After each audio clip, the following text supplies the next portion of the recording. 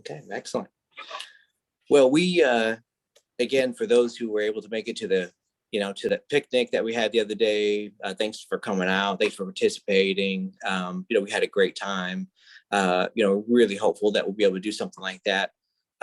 Even maybe after this class, get together again somehow, some way, and try to connect up with you guys again. For those of you who don't know me, my name is Joseph. Joseph Clevenger. I didn't put my last name on there. Everyone else did, but both Nathan and I, Nathan actually approached me about getting this group started a while ago, and I was already planning on getting involved in this. And so we just sat down, thought it was a great idea to do something more, try to provide a platform where people can feel safe and come in and explore what the Bible has to say about certain topics or what the Bible's about. And I found these videos to be extremely helpful. Also found it to be really helpful to be involved with other people in community where you guys are providing feedback and giving me things to think about. And I think that's important as a community that we're able to do that. So as we get ready to start this next phase, for those of you who weren't involved in the first phase, we just kind of wanted to go over a couple of the basic ground rules, I guess. I don't even want to call them rules really, but just kind of how we want to conduct our group, with regards to, we're going to have, of course, a chat room that Nathan's already set up for us. Feel free to comment in there as you see fit, or if you want to, you don't have to. Some people just rather read other people's comments or listen, but we encourage you to. There's no right or wrong answer. We're not looking for perfect response or a theological answer to a question or what your thoughts are. We just want to hear what you're thinking, what you're seeing, maybe what questions you have, where we can maybe try to answer some of those questions for you, or maybe we can learn something new together. But as we do that, we want to make sure that we understand that all of us are in a different place in our walk with God and in understanding scripture and where it comes from. And so we just want to make sure that everyone feels safe and comfortable. And we know that none of us here are going to throw stones. None of us here are going to judge you. None of us here are going to come at you with, that's wrong. We're just going to listen. We're going to ask good questions. And if we don't know something, we just don't know something. And that's okay. So we just want to make sure that everyone feels comfortable and safe as we go, through this class together. Our plan is, this is a 5-week class, or 5 sessions, I should say. We're going to do 1 session per week. So we're going to really slow down from how we did it last time. We were doing 2 sessions per week. We just want you guys to be able to enjoy your summer. Want you to be able to take in what's being laid out in the class. And then, again, just have more time to really just process and enjoy your time off. So we'll do 1 session per week, which will be starting here shortly. Actually, right after this next week, we'll get started on that. Let's see, what else? When that 5 weeks is up, and because of the topic that we're discussing, which is how to use a concordance, how to do word studies in scripture, we're actually going to give you guys some tools, and I'll let Nathan talk about that here in a few minutes. We're going to give you guys some tools and resources that we're planning on using to do those word studies. And we encourage you guys to, take a look at them. If you can want to download them now, you can take a look at them now. But we're going to spend another 5 weeks on the back end, just actually picking a verse that we're going to go through, and there's keywords. So we've gotten 2 verses that we're just kind of contemplating on. We can't go wrong in either way we go. It's going to be really, really cool. I'm very excited about that, but it's going to give us a practical way to actually apply what we've learned in these 5 weeks. So hopefully you guys will come away from this 10-week session and just feel like you have a better understanding of how to look up a word if you don't understand something, where to find it, how to search it out, or at the very least, you guys will have a community of people that you can come to and ask questions. And that's equally as important, probably more important than being able to look up something online. We want you guys to have some people in your life that you feel comfortable enough to come and ask questions to, because that's what we're all here for. We're here to learn together. So again, we're really excited about this. We definitely want to keep this meeting really, really short, because we know it's a Sunday afternoon right before Memorial Day. We want you guys to be able to enjoy your night. So I'm going to go ahead and turn it over to Nathan. Nathan's going to talk about more of the actual logistics. He's going to show you a couple things, and then we'll wrap it up, and we'll leave a little time for questions at the end. So again, Nathan, you want to go ahead and take over? Sure. Yeah. So just to sort of, for those of you who weren't in our last session, what we did is we basically, as a group, we went through a Bible project class called Intro to the Hebrew Bible. And basically, if you're not familiar with Bible Project, it's an online resource they started out making these cool YouTube videos, and then they've sort of branched out from there. But their heart really is, I think, aligned with, well, I mean, Joseph and I sort of got into the Bible Project stuff, and I think our hearts became aligned with their hearts. That's what really happened. But their heart is really that we would learn to understand the Bible as good travelers. And all that really means is, like, we are understanding that this is not an American document. This is not something that was written in the United States of America 200 years ago. This is something this is an ancient document written to a group of people who lived in the ancient Near East. And that makes it really hard to understand sometimes, because it was written to and for a completely different culture. Now, it's still for us, for sure. But there's just a lot of sort of weeding through, understanding context, understanding how these words are being used, that maybe we don't use them in that way. And so that's kind of a big part of their vision. And it's been so helpful for me, and I know for Joseph as well, just to learn some of the things that they have to say. And so, that's why we're very excited about this. But one of the big comments that we heard, one of the big themes as we were going through the intro to the Hebrew Bible class was, this stuff is amazing, but I could never figure this out for myself. And part of that's true. Like, it's good to have a community of people where we can hear these things from each other. But that was kind of our idea with this next step. It's like, okay, well, maybe we can kind of practice doing this ourselves a little bit, and see how that works for us. So they just have this short class called The Art of Biblical Words, and that's the class we're going to be going over. And then after that, we'll just have some time to, like, actually practice doing this, like taking these words and tracing them through, and and looking at how they're used throughout the rest of the Bible, because, you can use the Bible to interpret the rest of the Bible. That's a really good practice to use. And so just to kind of get an idea of the big story of these words as we go through. So that's kind of the idea, just to give you a big picture why we chose this class in particular. So let me share my screen here. So I'll show you the logistics of how to access everything, because some of you have not done this before. That is not it. That's for school. Okay. Can you guys see my browser? Yes? Okay, cool. So if you just go, and you can do this now, or you can do this later if you want to come back and watch the video. I will post this video on the chat. But if you just go to bibleproject.com, then it will take you to the Bible Project. And so they've got all of this stuff in here. Let me move my thing over a little bit because I need to access this side of the screen. So if you click on this little table of contents or whatever that thing is, on the right-hand side, when you get into the Bible Project website, and there's lots of cool stuff on here, so you can, play around in here and see what there is. But there's this thing called Classroom Beta right here. So if you go to the Classroom Beta and click on that, then it takes you to this classroom. And so what they've done here, these are like kind of seminary level classes is how they feel to me, at least. But they're completely free. And they're just done by these guys who are running this Bible project, and it's really cool. But if you just scroll down, so you start at the top, just scroll down. And if you scroll down far enough, you can see all the different classes they offer. So they have one, Noah to Abraham. There's Art of Biblical Words. That's the one we're going over. Adam to Noah, Book of Jonah, Paul's letter to the Ephesians, Intro to the Hebrew Bible. That's the one that we just did.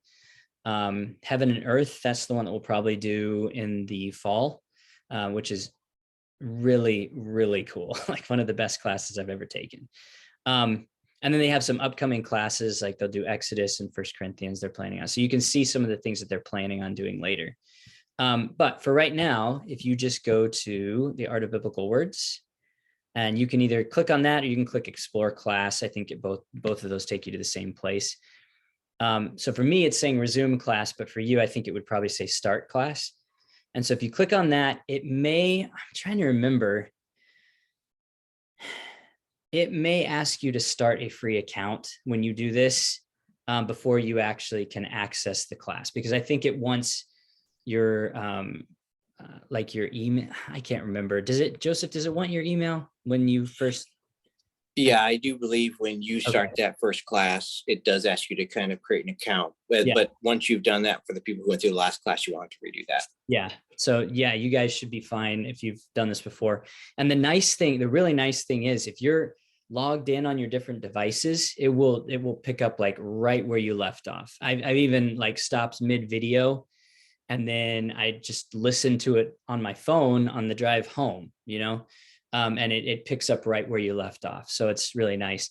So you just click on the class, and if you don't even do that, you can go down to the class overview, and it basically tells you, if you scroll down far enough, it will give you like all the different lessons there. So you can see in this one, there are 5 sessions, 5 videos. So there's a video, then there's a question and response, which is where you can write your thoughts down if you want to. That part is optional, but you can do it if you want. And then there's another video, and so it will tell you how long each of the videos are. So they're on average anywhere from about 30 to 40 minutes. This 5th one is pretty long, but most of the rest of them are 30 to 40 minutes. So you can watch these on your computer. Probably you'll get the best experience if you watch them on your computer, because it has a split screen where it has the video going, and then it shows like the notes and his PowerPoint that he's showing right there. But honestly, I mean, the first time I went through one of these classes, I was walking my dog, or I was doing dishes, or I was doing laundry, and I was just listening to it most of the time. And you get a lot out of it just by listening to it. So that if that's all you have time for, you will get a lot out of the class just by doing that. Now, I will say this one, like it's probably advantageous to be able to see what he's doing, because he's showing you what he's doing with the concordance. But you can get a lot out of it by just listening as well. Okay. So that's how you would access the class. Does anyone have any questions about that? It's pretty straightforward. I wish they had it on the app. Unfortunately, they don't have Classroom on the app. So you're going to have to access this just through their website. It's just BibleProject.com. Okay. Oh, good. I was driving myself crazy with the app trying to find it. Yeah, I'm sorry. It's just not on. I will show you a couple of things with the app in a second that are really, really cool, but you cannot do Classroom on the app yet. I hope they added it. I dug and dug, and I was like, all right, it's not there. Yeah. So, I mean, you can access it on your phone just by going to the Bible Project website, but you can't use the app at this point for that. Okay. Anybody have any other questions about the classroom itself? Okay. So this is not going to be relevant for a little while, probably, but let me go ahead and show you the online concordance I think we're going to use. We were looking for one that was free, and one that worked fairly well. And so the best that we were finding is something called BibleHub.com. And so if you want to, you can bookmark this. We won't be using this for the first 5 weeks. We'll just be going through the Bible Project class for the first 5 weeks. But the BibleHub.com, there is something called Interlin right here. And again, we'll go over this more later. And I'm just going to put this verse in because I don't remember. I don't remember the Deuteronomy reference. I'm not saying anything right now, Joseph. I just don't remember the Deuteronomy reference. But if you go into, like, if you type in a verse, okay, and then you hit Interlin right here, it will actually show you the English underneath and the Hebrew words. And then it will show you like a transliteration of those Hebrew words. And you can click on those, and then it will pull up every instance where that word is used in the entire Old Testament, which is really, really cool because, I mean, it's such an easy, it's just amazing. Like, 20 years ago, you'd have a book this big for something like this, but now you can just, any word you want at any point, you can just access it on these websites. They also have one that's an interlinear for the Septuagint. So that's when we'll talk about that later. I'm getting way ahead of myself here. But anyway, if you want to play with the BibleHub.com at all, you can. They also have an app. I'll show you in just a second. But that's the website we probably will be using for those last 5 weeks when we're actually doing our own word studies. Okay. And so it's weird because the Hebrew is written backwards, right? So you have to read it from right to, I say backwards for an American. You have to read it right to left. So, and passed Yahweh before him and proclaimed Yahweh, Yahweh, God, merciful and gracious. So you have to read it that direction, but you can see all the different words there. And so it's really cool. And you can do the same thing in Greek for the New Testament as well. So anyway, if you want to play around with that, you can, but don't worry about that. We will go over that in a lot more detail after we're done with the first 5 weeks. We'll have another Zoom meeting where we show you exactly how to use this for the word studies that we're going to do. Okay, let me stop that for a second because I just want to show you guys one other thing real quick. So I'm going to share, if I can, I'm going to share my phone screen.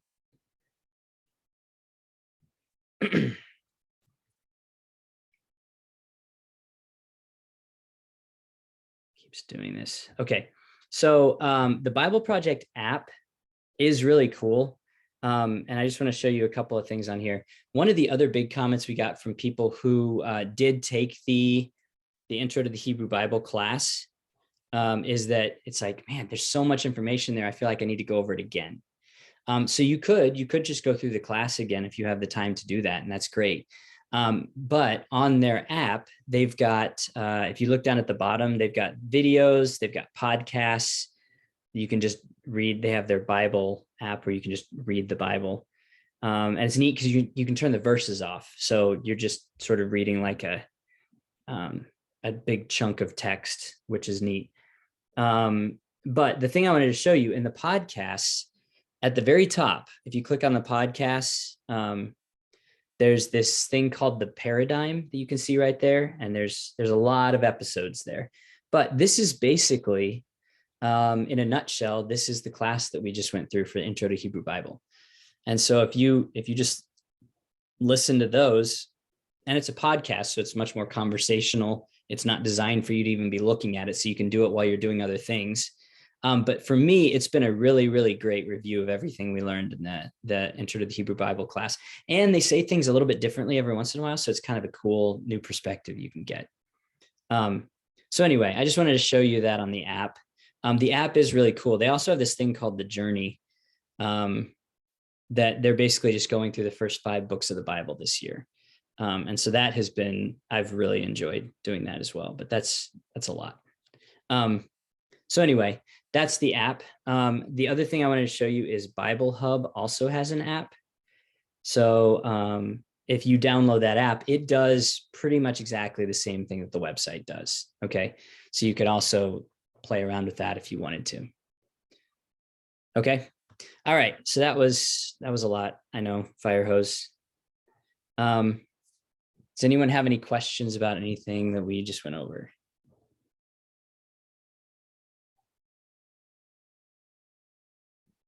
All good here.